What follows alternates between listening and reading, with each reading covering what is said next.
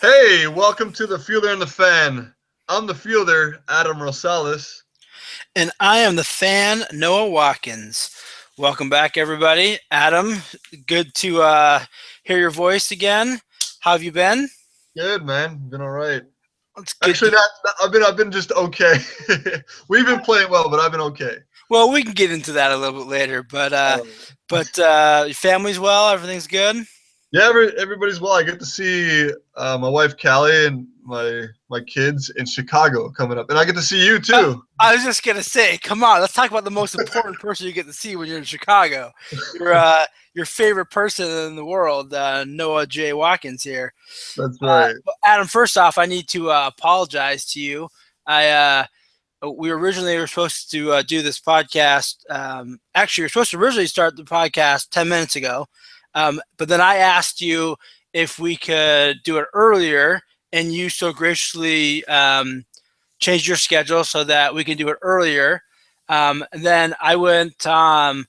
I was late coming back from my bike ride because uh, I poorly estimated the amount of time it would take me to ride back after being really tired.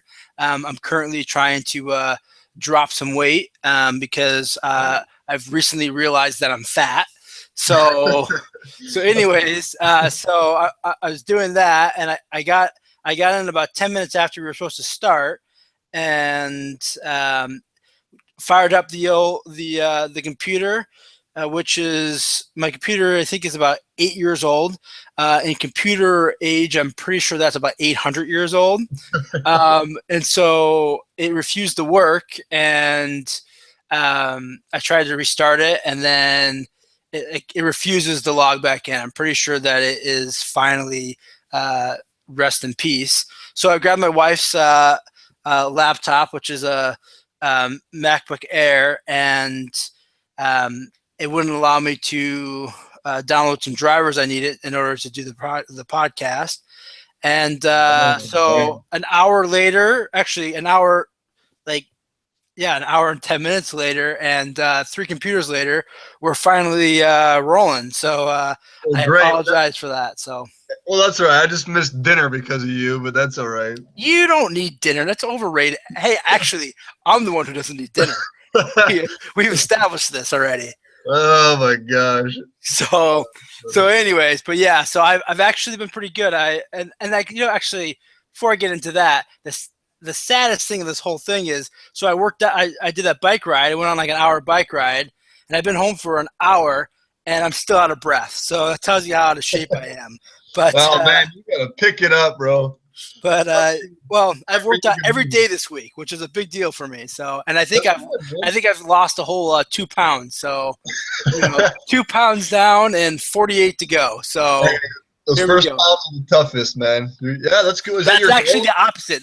The first 2 pounds are actually the easiest. Oh, So I'm sorry. a little worried. A little worried. All right, Adam. Well, so let's talk about what we're supposed to talk about, and that's baseball, my friend. You just got done with a couple series. First, let's talk about LA. You got to go to Dodger Stadium. First off, what's Dodger Stadium like? I've never been. That's one of the stadiums I haven't been to. I really want to go. I've heard great things about it. Tell me a little about your feelings about the stadium. Man, I really like Dodger Stadium. It obviously has a lot of history. It's one of those stadiums that you get the feel that I get. I get the same feel like Wrigley Field and Fenway. It's pretty Okay. similar kind of feel like I guess the spirit or the aura that's there. Um, the one thing I don't like about it, it's like almost impossible to find your way into it if you don't take the bus because there's like 8 different entrances. Okay. So, but it's a cool stadium. I really enjoy it. Obviously, for me as a player, I love the playing surface. They do a good job taking care of the field. But yeah, big fan of LA. I like playing there. When is there a special entrance for the players that you have to go into? Well, when we take the bus, it's easy to get. It's easy to go in. They have a player's entrance, but uh, your dad was actually in LA, as you know, and one Probably on better Sunday not to we know, but on Sunday we drove to the field. Your dad took me to the field, and we try to find our way in there. And I was like in a complete panic. I'm like, I'm gonna be late. Can't find my way in. But Did you go up to like a normal entrance and say, "Hey, I need to get to the player area. I'm Adam Rosales," and they just like laugh at you? Like, who's that? that's exactly what happened. No, you know it too well. No, Well, that didn't happen, man. They actually they didn't even ask for my credentials. They just let me in. I'm like, really? man, Well, I remember when you were playing. Sorry to get off topic, but I remember when you were playing for the Rangers, and I went to go. I went to go visit you. I remember we went like the guy drove. We were by the clubhouse, and then they drove us around the outside because I wanted to buy some. I wanted to buy a hat, and so you went with me, and we got a hat, and then we were like walked. We decided to walk through the uh, the merchant shop, whatever the team store, like through the stadium, like around, and like we're walking through, and we just walked, and like, nobody said anything, and like we're walking, and like some lady's like, "Hey, you can't be here," and you're like, "Oh, I'm a player," and she's like, yeah, sure. Anyway, you got to go back outside. right. At my own at the home stadium. And Yeah, it's their home stadium. like, don't you know me? Yeah, and but Yeah. I can't remember what happened. I mean, we kept on, kept on walking. She eventually, I guess, believed us. But I thought that was funny. No, but yeah, in LA, they just, well, it was just in the parking lot. I wasn't quite in the stadium yet, but in the parking lot, they're just like, yeah, go ahead. So just a side note, Adam, for those who don't know, do you have an official like ID card, or like, 'cause I mean, my job, I have an ID card that says the name of my company, has my picture on it. Do you have like an MLB like ID? Yeah, we do. They distribute our IDs, so we have to show our credentials. I mean, security is really tight. Once you get into the stadium, you have to make sure that you show your pass, your credentials, whatever, and then they let you in. But yeah, we have our own little ID, and our wives get IDs too, so it's pretty cool. So do you think a guy like A-Rod has to show his ID? What's that? It kind of reminds me of the commercial. It's like MasterCard commercial. It's like Yao Ming. Remember that commercial with Yao Ming? They're like, I don't Yeah. care who you are, you have to still show your credentials. And yeah, Okay. no matter what, you still have to. All right. You have to show your card. But not Prince Fielder, right? Prince Fielder never had to show his credentials. I don't know. I haven't been there when Prince had to do that, so but I'm sure they do. All right. Well, okay. So let's talk a little bit more about LA. Obviously, the other thing that the Dodgers are famous for is Vince Scully. Have you met him before? I met him my first full season in the big leagues in 2009. He was walking through the visiting clubhouse, and I get to shake his hand. That was the one time I was kind of starstruck. I'm like, oh my gosh, you always see him on TV, and I'm like, that's him, and that's obviously he's got a lot of history, a lot of years under his belt, doing what he's doing. But he's one of the last great announcers. There's a lot of great. I shouldn't say that. There's a lot of really good ones. He's like one of the last really old school announcers, right? Like he's he is just so entertaining. I could just listen to that guy talk about nothing, right? There was the local radio station, ESPN 1000 that I listened to here in Chicago. They played a bit from your guys' series, and he was talking about the history of beards, right? And he talked about way back when beards were popular, and then how they became unpopular, and it was just this 10-minute random history that he had done, that he had researched, and it was incredibly entertaining. It had nothing to do with baseball other than the fact that a lot of baseball players are currently wearing beards. So, but you're just locked in. You're just locked into his. Yeah, absolutely. So I heard that that he thinks you're from the Dominican Republic, though. Yeah. So Matt Thornton, he's on the DL right now. He was driving from San Diego to LA when the game had just started, and he's listening to the game on the radio. And I was up to bat, and Vince Scully says, Adam Rosales just comes up to the plate. He's from the Dominican Republic, and Matt Thornton said he almost crashed his car because he was. So I'm not sure if he said that, but he was shocked to hear like, what? I don't think Rose is from the Dominican. But Did then he- Oh, go ahead. He corrected himself, though, right? yeah, Vince Scully, he corrected You, himself. you know what, Adam? If Vince Scully says you're from the Dominican Republic, you must be from the Dominican Republic. We both know that's not true, man. I don't know. We don't know. You never know. Just because your mom said you were born here in Chicago, you just don't know. And your dad claims he's from Mexico. I don't know. I mean, if Vince Scully says it, there must be some truth to it. Well, there's not. All right. Well, maybe if you're from the Dominican Republic, you wouldn't be in a hitting slump right now. Oh, Oh, gosh, what a low blow, Noah. low blow. I'm just kidding, man. But you are. Let's talk about that. You are. I mean, to be honest, you are in a little bit of a, I don't want to call it a slump, but you are in a little bit of a hitting drought, or you want to call it. Tell me about the mindset when you're in that type of situation as a professional player, and you're every player. I don't care if you're Adam Rosales or you're Derek Jeter. Everybody goes through the highs and lows in this game. So tell me a little bit about kind of the mindset when you're going through something like that. Yeah, man, I'm definitely haven't been playing as well as I know I have. As well as I know I could. And it's tough because I'm striking out a lot. It's only been a couple games, but I think it all started the game before I faced Kershaw.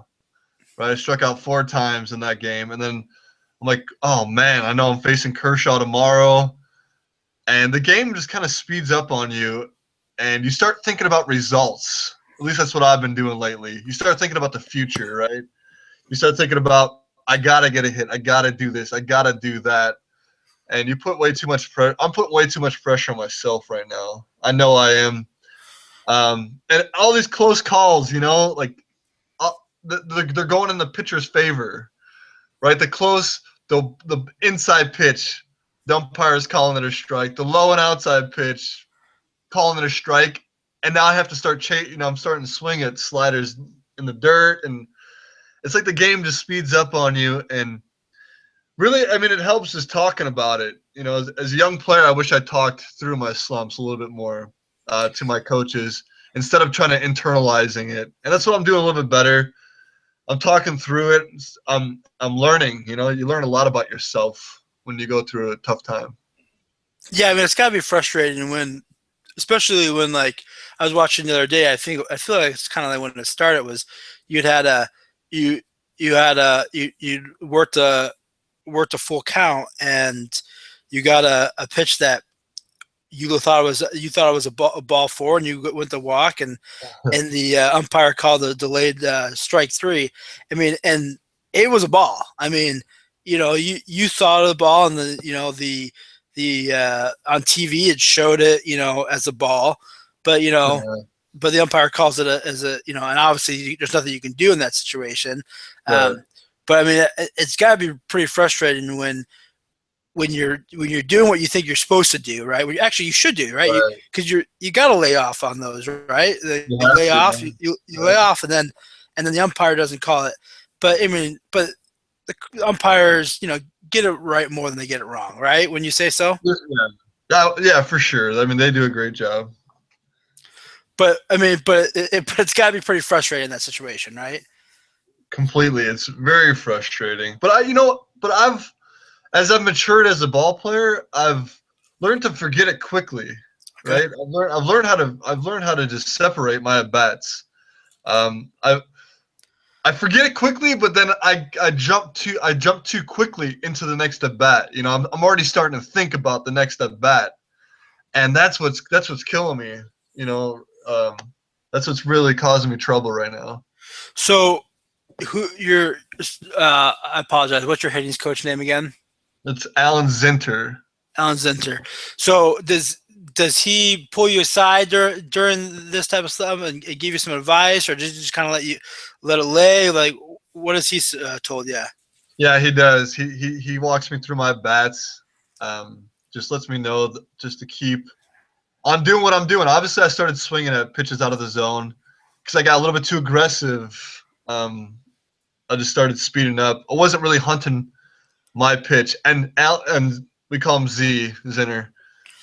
His main thing is attack the zone, not the pitch, right? Attack the zone that you want to hit the ball in, not necessarily the ball or the pitch. So I got away from that. I started trying to attack more of the ball. I was trying to kind of, I mean, you want to attack the ball, but you don't want to chase it. You know, you don't want to leak into the baseball, and that's what I've been kind of doing. I haven't really been committed to the zone, but that's what we had a good conversation today. He actually talked to me about his. He was talking to his dad about me, or I came up and his dad was like, you know what, I really like that player. I like the way he plays the game, and the way he approaches his at bats. You know, he gives everything in his at bats. He gets into deep counts. And Z told me that today. And just hearing something simple like that, it sounds strange, especially being a Major League Baseball player, but that boosted my confidence. You know, it made me like, all right, like I got people in my corner, and it kind of helps me get through this little funk, whatever this is. Yeah, absolutely. So before we talk about the series, your most recent series, in the middle of this stretch you've had, it can't be easy to have to face a guy like Kershaw that can't help hitting slump, can it? Tell me about that. Man, that guy's tough, Noah. That guy, man, he knows how to pitch. You know, he's got good stuff. He's got good velocity, but he knows how to pitch. He knows how to change speeds. I mean, if he just threw 94, 96 down all the time, he wouldn't be as successful. But he knows how to locate. He knows his breaking pitches. He doesn't just have one or two pitches. He's got like 4 different pitches that he knows how to control.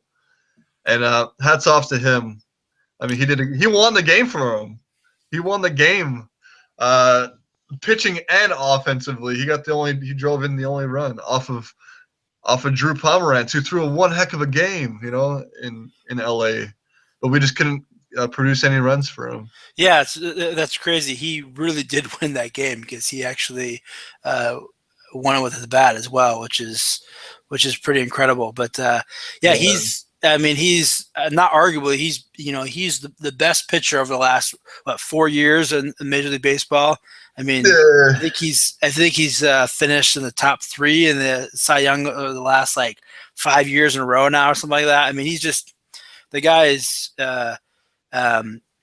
incredible. I mean, all right, I'm done giving him too much credit because I guess I still got to face him again this year. Well, all right. Well, all right, we won't give him too much credit, but yeah, he's a good pitcher, man. There's no question. Let's move on to the topic. So, all right. Go ahead. What's your question? No. I was going to ask because I mean, obviously, there's guys like Kershaw who top of the game, but there's other guys that are top of the game that you've had a lot of success for against, like Chris Sale, who right now is the other guy that's just dominating in baseball. Yeah. I mean, what do you think the difference is? Because really, if you ask most people, they would say, they're both dominant left-handers, and one that you haven't had success against, and one guy you've had a lot of success.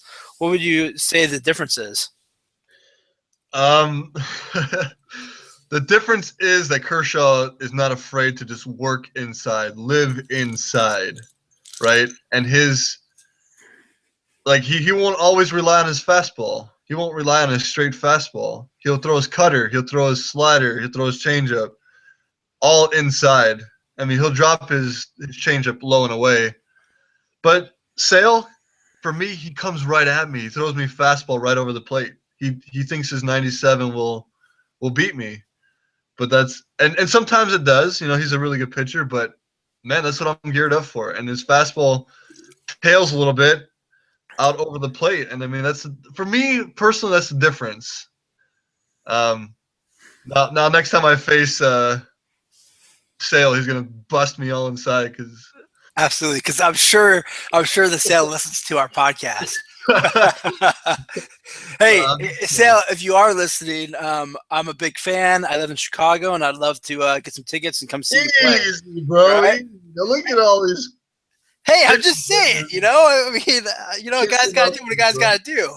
Oh my gosh, let's move on, man. I'm a fan of baseball, all right?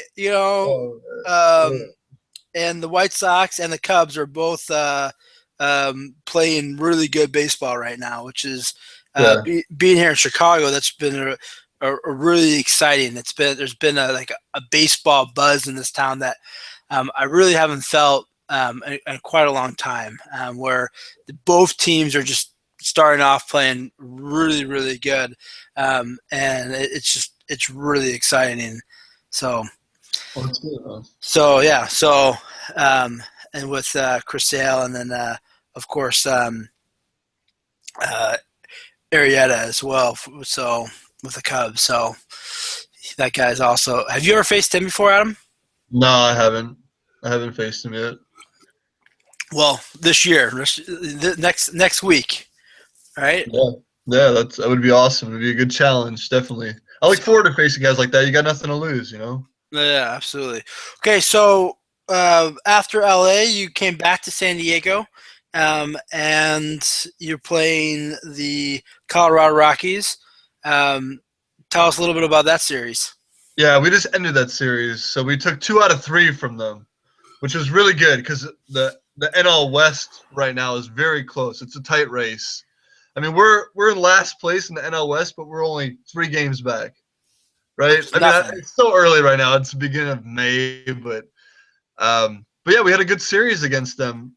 Because the reason why we had a good series is because we had very good pitching from James Shields and Andrew Cashner, and Vargas threw really good today too. But we just didn't have the run production. Chatwood did a good job for the Rockies today, but. Yeah, Shields and Cashner, they kept us in it, and our offense came alive. It was fun to see that. A couple home runs. That was exciting. But yeah, it's good to take 2 out of 3 from the Rockies. So I don't know if we've talked about this yet, but Adam, so how do you like your new home stadium this year? I love it, man. I love it. I love the city. It really is a nice town. It's a good place, and they do a good job in San Diego with all to keep fans involved, and it's really good interaction, and it's a good place. I know it's a good place. I love playing there. I'm sure it's a great place to watch a ball game too. How have the fans embraced you so far? I've got a lot of good feedback. I mean, earlier on when I hit that home run, it went up on the third deck of the whatever it's called, Western Metal Supply Building. Yep. Went up on the third deck, and people love that. And then I make like a diving play the next night, and whenever you're playing good, they're gonna love you, Yeah. But I'm always, I always take time to go sign autographs and get to know the fans too. So there's always a good relationship that I have with fans. That's one thing that I always liked about you, Adam, is that you always take the time no matter where you're at. And I remember driving with you to the baseball to the stadium. I think it was when you were in Oakland, and as you pull into the tunnel, there's always fans. They're waiting, the hoping to get a player, and I remember, I'm in the car with you, and the people are asking for your and they're always looking at me like, wait, who's that guy? Should we be asking for his autograph as well? And I always kind of, in my mind, like, okay, if someone asks me, I'm going to sign that freaking ball, So anyways, that's, I always like being with you, and people ask for autographs, and because they always kind of look at me like, hey, wait, should we be asking that guy too? And then they take a closer look, and they realize, yeah, probably that. I'm guessing that guy's not a baseball player. No. Anyways, so What so what it's been like with your new team? You guys feel, even though you guys have, I guess you won your last series, but you haven't you haven't won a lot of games yet this year. How do you feel like the team chemistry is? Man, I feel like it's great. I feel like we keep bouncing back from, we got swept by the Giants, right? And then we're going to play the Dodgers. I think they're in first place right now, correct? I Um, believe you're right. it's either one of those two teams, but it was a tough road trip. So after the Giants, we can easily just fold it, right? Like, oh man, now we have to go play the Dodgers. But dude, our team chemistry, the way these guys come to the ball field every day, they show up every day to win. I could truly feel it. And we bounced back and we took 2 out of 3 from the Dodgers, and then we took 2 out of 3 from the Rockies. And now we have the Mets coming in too, and they're going to be tough. But we're So ready. It's a good feel. It's a good feel on the team right now. It's everything's coming together. Pitching, the bullpen's doing great. Guys are starting to hit. Defense is we're doing well. So it's a good feeling. I enjoy it, man. so today I was watching, and you got in at the end of the game, and were you? I couldn't tell until so the last out. You were next, and you would have been next in the lineup. Were you going to bat if Kemp had gotten on base? No, we're gonna pinch hit Derek Norris for me. Uh, well, Yeah. then I'm glad Kemp got out. No, I'm just kidding. Oh I'm man. just kidding. I'm just kidding. So I couldn't tell. I was hoping that Yeah. you were gonna get a chance to hit today, but Well, that's my role right now on the team. Obviously I haven't been swinging the bat too well, so Greeny, our manager, has to go with a bat that's been swinging a little better recently, and Derek Norris has put together some really good at bats, really good solid contact, and he's known for doing well in big situations. So yeah, they went with him, but that's my role right now. I'm kind of with Solarte hurt at third base. When there's a lefty, I'll start at third base. When there's a righty, Brett Wallace will start, but then I'll come in late in the game for defense and then get 1 or 2 at bats. So so how do you feel about that role?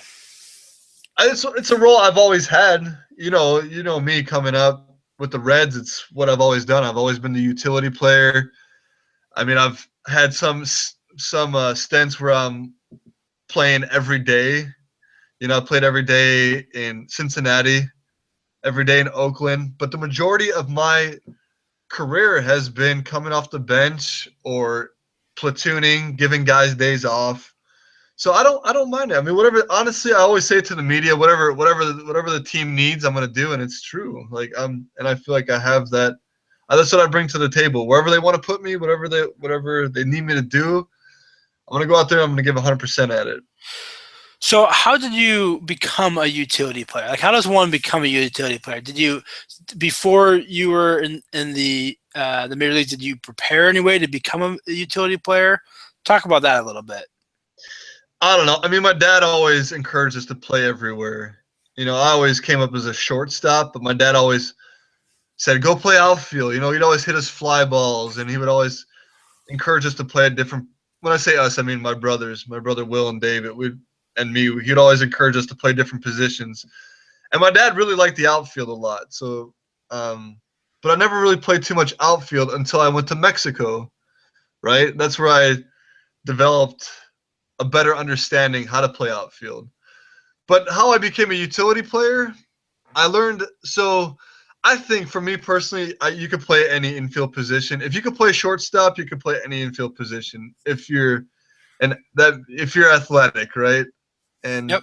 but obviously you have to understand the intricacies of each position, knowing where to be before the play even happens, right? Because the game will speed up on you in different positions. Like at second base, you have to know where you have to be for cutoff from relays, or for a shift. Like nowadays, they do the shift, so you got to know what position you got to be in. But then in 2007, I learned how to play first base. I learned the little details that you have to know when you play first base. Right in 2007, my arm was bothering me, and they stopped playing me at shortstop or at third base. So they put me at first base. I was playing for the Sarasota Reds, High A, in the Cincinnati Reds organization. And because my arm was bothering me, they put me at first base. And the first play that I had to cover first base, the ball was hit down the line to third base, to the third baseman. Our third baseman made a diving play. And I know he made a diving play because I was watching the whole thing happen. And that was a big mistake because I have to, right when the ball is hit, you got to go cover first base, right? The first time the ball is hit down the line, and I'm watching the play. I'm like, wow, that's one heck of a play. Oh my gosh, I got to cover first base. So I ran over there, and I was too late getting there. And so that was my first, you have to learn little things like that, and it was kind of ridiculous, but yeah, Michael Griffin, great teammate of mine with coming up for this with the Cincinnati Reds. He made that awesome play, and I just wasn't there, so it's kind of funny. So you ended up playing first base like that whole year, basically, right? Yeah, I did. I did. You got called up to Chattanooga. You're playing first base. I did. Yeah, it's a good memory, man. Well, I remember because I came to see you in Chattanooga. Right. By the way, really cool little city. I really like Chattanooga. But Yeah. I remember one of the clubhouse guys.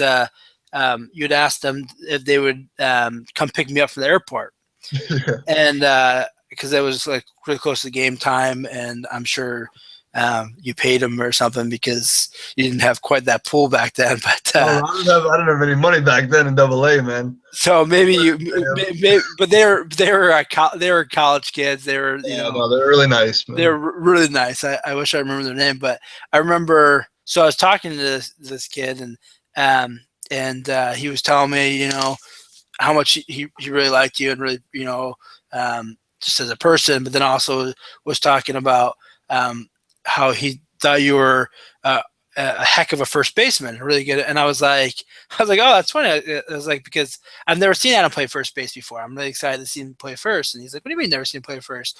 He didn't know because you just got called up. He didn't know that this was your first year that was your first year playing first base. He thought that you were a first baseman, So, which I thought was a credit to you that, he had no idea that you had been playing that position your whole life. So yeah, that's funny, man. And I remember the club. His name was John White. He was the clubhouse guy that picked you up from the airport. Oh, nice. At least that was the head clubby at the head clubhouse manager in Chattanooga AA. So. Wow, see, that's pretty awesome that you remember that. I don't know how many people remember their AA clubhouse guy. Yeah, no, for sure. That's really cool. But yeah, but I enjoyed playing first base though. That's what was kind of cool about playing in Chattanooga, because at the end of the season, I think our third baseman or shortstop got hurt, and they put me at third base for the last couple of games of the season. And I actually made a couple nice plays over there. And they're like, oh my gosh, like you can actually play third base and shortstop. I'm like, yeah. Because my arm healed and it felt better. But had you played up to that point, had you played any second base? No, I hadn't. I hadn't played too much second base. So until I got to Louisville, until I got to AAA Louisville in 2008, I started playing a little bit of second base. So let me get this right. So other than practicing with your dad, basically through your little league career and then high school, you basically played shortstop, right? That's it, yeah. And then in minor leagues, you played shortstop until your injury in 2000, and then you ended up playing first base, and then ended up starting to play a little third base at the end of that season. That's right, yeah. Uh-huh. Okay, so the next year, AAA Louisville, they started trying you out at third base a little bit more. Yeah, I played third base more for sure. Okay, but you were still playing shortstop at that point. So, when was the first time that you played second base? Was it in AAA? Yeah, sometime that year. Sorry, say again. Yeah, sorry. Started playing second base like halfway through the season, I think, in Louisville in 2008. So I started playing second base more then. So then you got your major league call up, and what position did you was? I mean, obviously, I remember you came off the bench, but what was the first position you played in the major leagues? I think it was third base. I think I gave Edwin Encarnacion a day off at third base. I think it was third, man. I should know that. It might have been first, but I should know that. Because I know that I think the next year, Edwin got hurt, and you ended up playing third base quite a bit. That's right. In 2009, I did. That's when I got to play a lot. I got to play third base a ton. And then when did you? It wasn't until you got to Oakland that you started playing second base a lot more, right? Yeah, because that's when Mark Ellis got hurt, and in 2010, and I was swinging the bat well. That was my best year that I've had in the major leagues. And Mark Ellis got hurt for like 2 months, and I played second base, and I feel like that's the most comfortable position for me is second base. But even over shortstop. Well, like shortstop's very challenging. It's very challenging because you obviously the range and how quick you have to be, especially when there's a guy like Mike Trout running, or Burns from Oakland, that speedster, leadoff hitter. You have to be on your game. There's no bobbling a ball. There's no time for that. You have to really concentrate and make sure you know who's running, before the play even happens. Well, and also you have to. Didn't you tell me that's the longest throw is actually shortstop? Yeah, it's gonna be. I mean, people debate that, whether it's third base or shortstop, but I would say it's shortstop because a lot of times you're playing in on third base, right? Or you cut off a play, come in front of the shortstop. The only throw that might be longer is that diving play down the line at third base, and you got to come up throwing. But it might be the same distance. Because in shortstop, sometimes you play back, you play a little bit deeper, right? And so you're not as close to the bag when you're. That's cool. So yeah. Very interesting. So, well, so what's next, Adam? What's the next series you guys got? We are going to play the Mets. We play against the New York Mets, who are doing really well right now. I think they're in second place in the NL East. And I don't have it in front of me. Who are the pitchers coming up? So they're all righties. They're all right-handed pitchers. So you got DeGrom. You got Syndergaard, I think. That's how you pronounce Syndergaard. And I guess last year the Padres roughed him up pretty good. So hopefully we'll be able to do that again. And then the third pitcher is Bartolo Colon. And we know Bartolo pretty well because I got to play with him in Oakland, right? Yeah, you so tell us a little bit about Bartolo Colon. I remember you having very positive things to say about him. Yeah, obviously he's a great pitcher. Obviously, what is he for? He's got to be like 42 years old. But something like that. I don't know how old he is. But he gets the job done. It's unbelievable. And just his track record. But as a teammate, I was kind of intimidated by Bartolo Colon when I first met him because he's quiet, right? He doesn't talk too much. But as you get to know him, he's hilarious. He's funny. He's quiet funny. Like he'd come into the clubhouse would be quiet, and he'd come in and he'd have this foam roller. You know what a foam roller is, no? Like yeah, like the thing that you're supposed to like stretch your quads with and stuff, right? Yeah, it's like 3 foot long foam roller. Quiet in the clubhouse, and he smacks the foam roller on like the kitchen table, and everybody jumps in the clubhouse, and we all turn around, and there's Bartolo Colon just giggling, just cracking up, just seeing all of our reactions. But he's a funny guy. He's a good clubhouse guy. The guy's terrified of flying. At least that's what it looks like when he's on the plane. But, really? He always records He always has his iPad out, always record. At least when I was playing with him, he always has his iPad out, recording the takeoff and landing. I think he's Just in case. just in case, I guess. I don't know. I've heard that he's kind of scared of flying. Maybe I shouldn't throw him under the bus like that, but I guess he's a little afraid of You flying. know what? I ain't gonna say it to his face. Yeah, but No, yeah, I always like him. He is a presence on the mound. yeah, And I always like that about him. He's just he's a fun pitcher to watch. So to see that big of a guy, I mean, he's this mass, this huge mass throwing that ball, and it's very entertaining. And I've always very athletic too. He what? He's very athletic too. Yeah. Like, Well, he really is. how tall is he? Man, I would say 6 foot. He's only that. I thought he was taller than that. He's not that tall, huh? Maybe, I mean, I think I'm a little bit taller than him. He might be. I don't know. For some reason, I thought he was a taller guy, but I guess I was wrong. No. So it'll be good to face him. Hopefully it'd be fun to face him. Hopefully I'll get a shot. But those are 3 tough pitchers, man. There's 3 tough pitchers, and then it'll be an exciting series. I get to see Yoenis Cespedes, who's also an old teammate of yours. Yeah. How's his English? When I play with him, he doesn't speak English at all. Little bit, a very little bit. But another great teammate as well.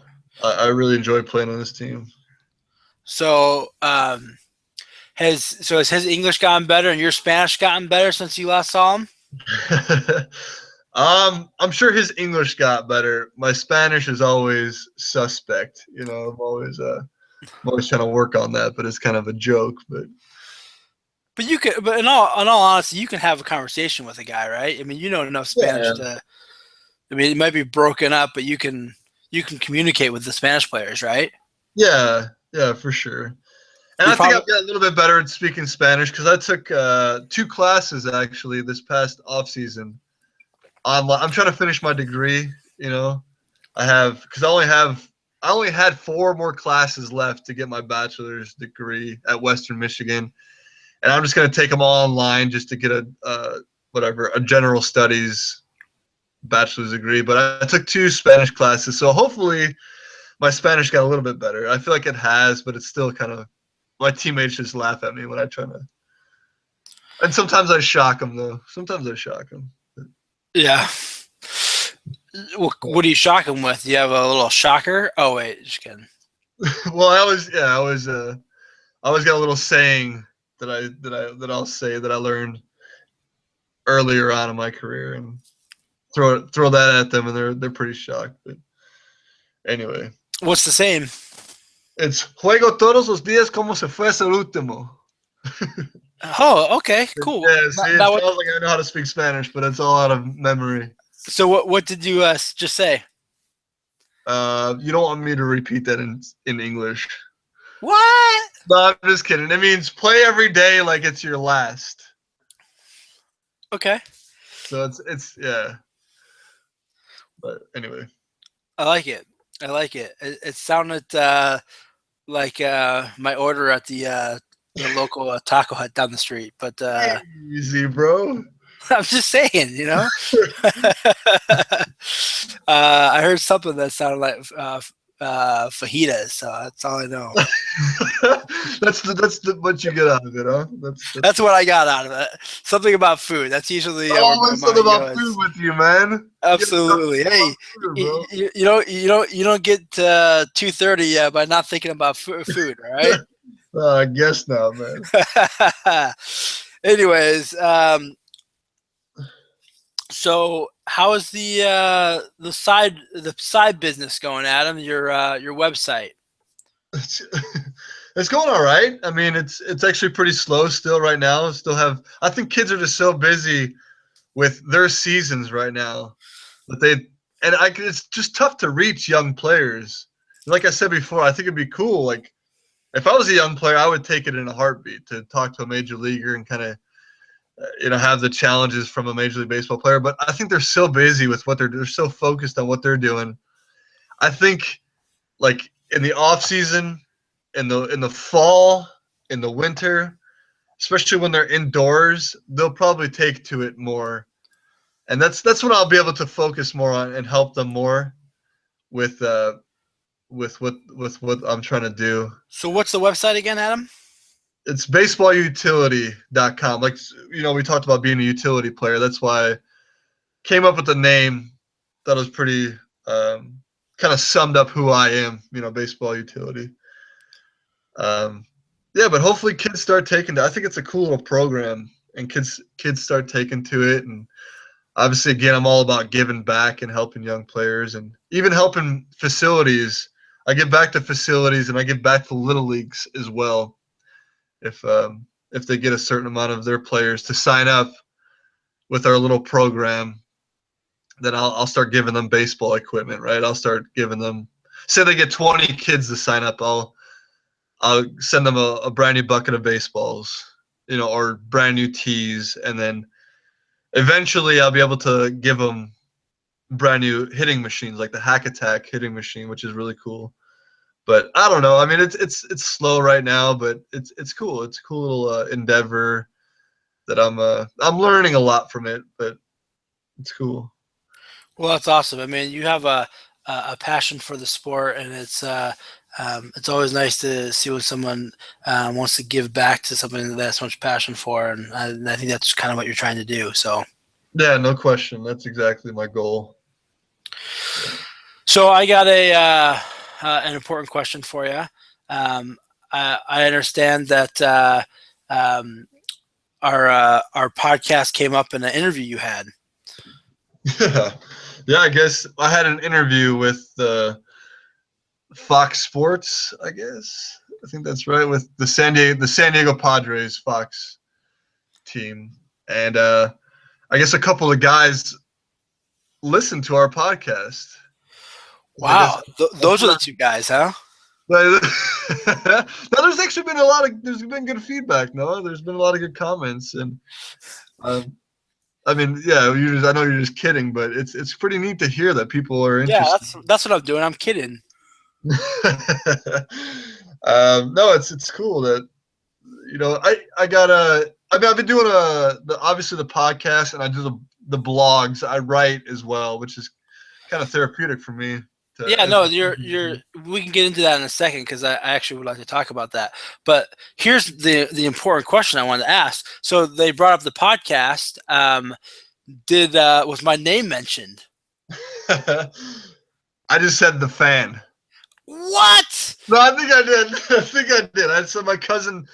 I think I just said my cousin, bro. Your cousin? That could be. You have a million cousins. What the heck? Oh my goodness! My one chance at fame. Hey, you still got 15 minutes left, right? 15 minutes of fame. No, man, I didn't even get 15 seconds of fame, let alone 15 minutes. Come on. A while to go, man. You never know, man. You might. Yeah, you never know. Well, next time someone asks you about the podcast, you have to talk about your incredibly good-looking co-podcaster. You're incredibly intelligent, funny, and just magnetic personality that is Noah Jonathan Watkins. All right, I'll be sure to do that next time, Noah. Word for word, what I just said. Okay. How much are you gonna pay me for doing that? I don't have to pay you. It's true. The truth speaks for itself. Okay. All right. Well, man. Adam, what pro tip do you have for those listening who would be interested in that? All right. Well, since I'm going through a little funk right now hitting, and I'm getting through it, I'm gonna give these young baseball and softball players a tip about getting out of a slump, or how to avoid a slump altogether.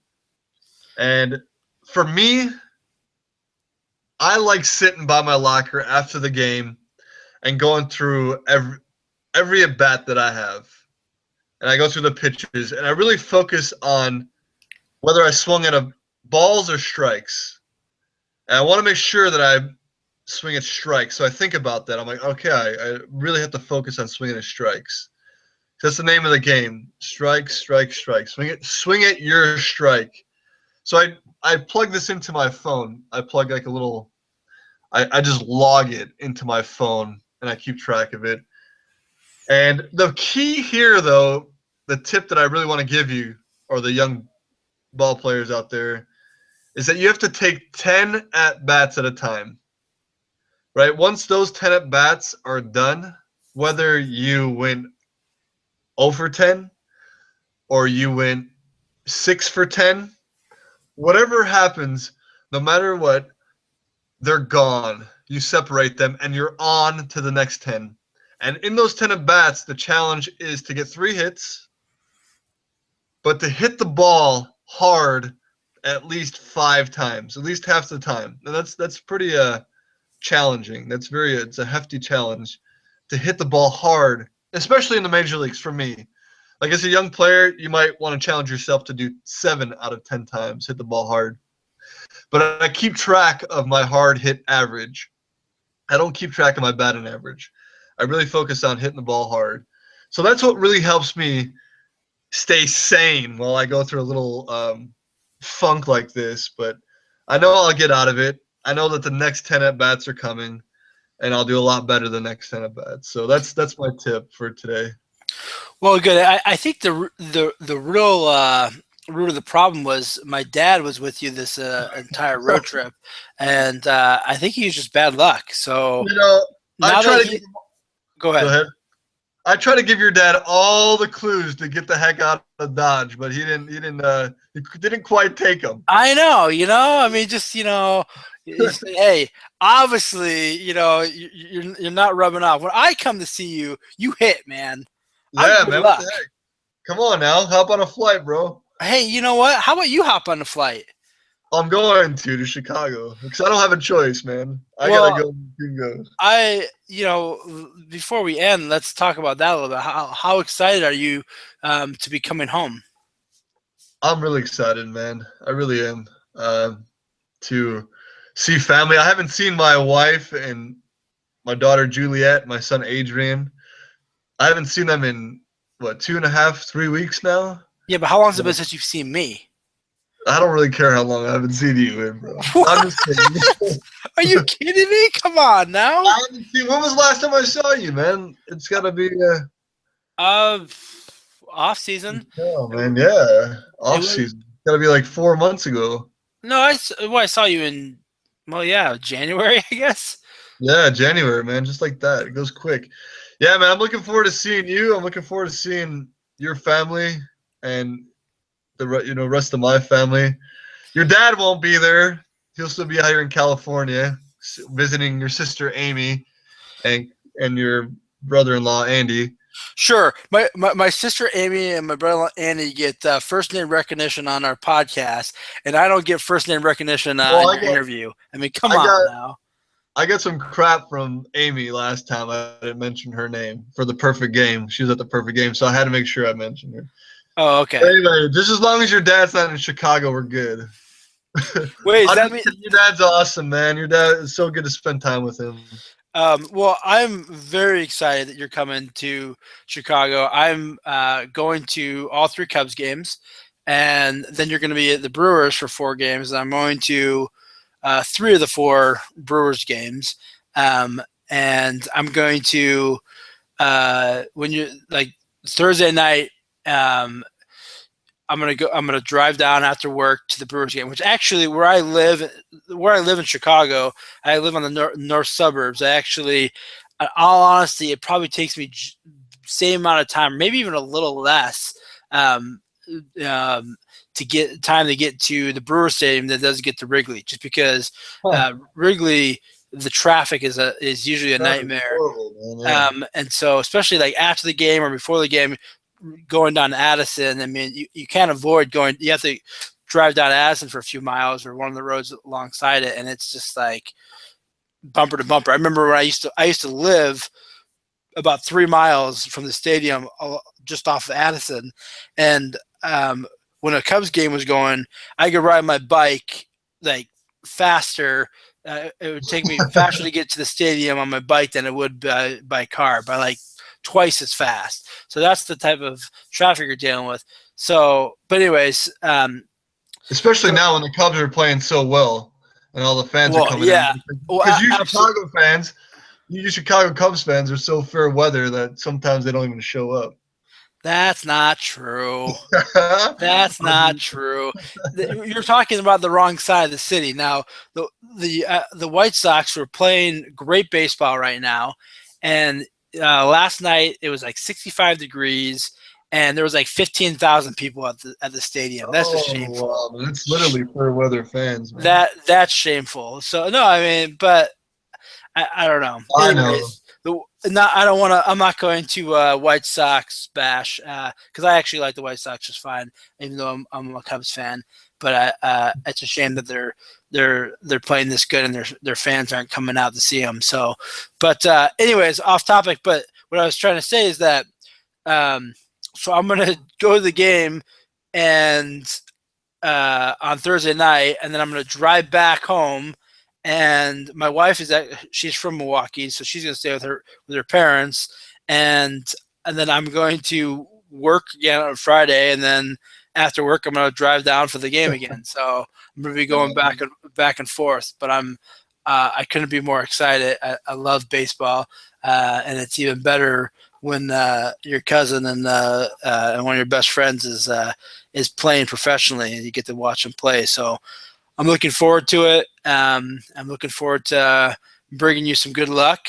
I think these podcasts bring you good luck too. So I think that I think you're going to have a great series coming up as well to kind of warm you up, so that when you come to Chicago, they're forced to play you a lot, so that I can see you a lot. So that's the goal, right? That's the goal, man. That's actually not the goal. That's just what's going to happen. So let's make it happen. I'm gonna predict it. So, well, Adam, always a pleasure. Thanks for taking the time in your busy week to just talk. I always enjoy our conversations, and I hope that 5 people listening enjoy it as well. All right, now it's always fun talking with you. All right. Talk to everybody. Bye. Out. Out.